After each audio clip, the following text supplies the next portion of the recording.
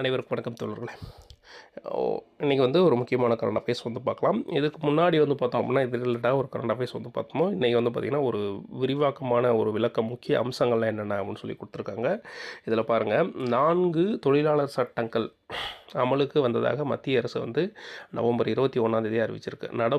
நடப்பில் இருந்த 29 தொழிலாளர் சட்டங்களின் சீர்திருத்தம் மேற்கொள்ளப்பட்டு ஊதிய விதி 2019, தொழில்துறை தொடர்பு விதி 2020, சமூக பாதுகாப்பு விதி 2020, பணி பாதுகாப்பு, சுகாதாரம் மற்றும் பணிச்சூழல் விதி 2020 ஆகிய 4 சட்டங்கள் சுருக்கப்பட்டு 4 சட்டங்களாக மொத்தம் 29 விதிகள் இருந்துச்சுல்ல, அதை 4 சட்டங்களாக சுருக்கியிருக்காங்க. ஓகேங்களா? இதோடைய முக்கிய அம்சங்கள் என்ன அப்படின்னு சொல்லி பார்த்தோம் அப்படின்னா, அனைத்து தொழிலாளர்களுக்கும் பணி நியமன ஆணை வழங்குவது கட்டாயம். ஒர்க் பண்ணுற எல்லாத்துக்குமே என்ன பண்ணணும், பணி நியமன ஆணை வழங்கியிருக்கணும். ஐடி ஊழியர்களுக்கு ஒவ்வொரு மாதமும் 7ஆம் தேதிக்குள் ஊதியம் வழங்குவது கட்டாயம். ஐடி ஊழியர்கள் தான் ரொம்ப லேட்டாக பேமெண்ட் கொடுப்பாங்க. அவங்களுக்கு என்ன சொல்கிறாங்க, 7ஆம் தேதிக்குள்ளே ஊதியம் வழங்கணும் அப்படின்னு சொல்கிறாங்க. கூடுதல் பணி நேரத்திற்கு 2 மடங்கு ஊதியம்.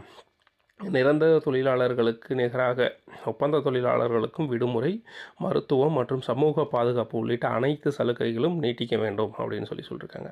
ஆதார் இணைப்புடன் கூடிய ஒற்றை கணக்கு எண் அறிமுகம் செய்யப்படுது. மின்னணு ஊடகத்தில் பணிபுரியும் பத்திரிகையாளர்கள், டப்பிங் மற்றும் சண்டை பயிற்சி கலைஞர்கள் உள்பட எண்ம மற்றும் ஒளி சார்ந்த தொழில்களில் ஈடுபடுவதற்கு அனைவருக்கும் சலுகைகளை நீட்டிக்கணும் அப்படின்னு சொல்லியிருக்காங்க. அனைத்து வகையான பணிகளிலும் பெண்கள் இரவில் பணி செய்ய அனுமதி. பாலின பாகுபாடின்றி சமமான ஊதியம் வழங்கணும். 40 வயதிற்கு மேற்பட்ட தொழிலாளர்களுக்கு ஆண்டுதோறும் இலவச மருத்துவ பரிசோதனை கொடுக்கணும் அப்படின்னு சொல்லியிருக்காங்க. உரிமை பெற ஒற்றை பதிவு முறை அறிமுகம்.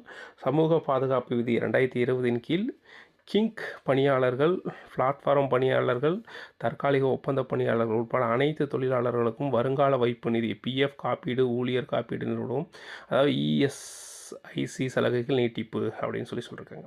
ஊதிய விதி 2019 கீழ் அனைத்து தொழிலாளர்களுக்கும் சட்ட ரீதியாக குறைந்தபட்ச ஊதியம் மற்றும் உரிய நேரத்தில் ஊதிய விடுப்பு கொடுக்கணும் அப்படின்னு சொல்லியிருக்காங்க. சுய விருப்பத்தின் அடிப்படையில் 10க்கும் குறைவான தொழிலாளர்களை கொண்ட நிறுவனங்கள், அதாவது இஎஸ்ஐசி சலுகைகளை பெற விண்ணப்பிக்கலாம். ஆனால் அபாயகரமான தொழில்களில் ஒரு தொழிலாளி ஈடுபடுத்தப்பட்டிருந்தாலும் அந்த நிறுவனம், அதாவது இஎஸ்ஐசி இருக்குல்ல, சலுகைகள் விண்ணப்பிப்பது கட்டாயம் அப்படின்னு சொல்லிட்டு இந்த மாதிரி முக்கியமான 10 அம்சங்களை மத்திய அரசு வெளியிட்டிருக்கு. தேங்க்யூ.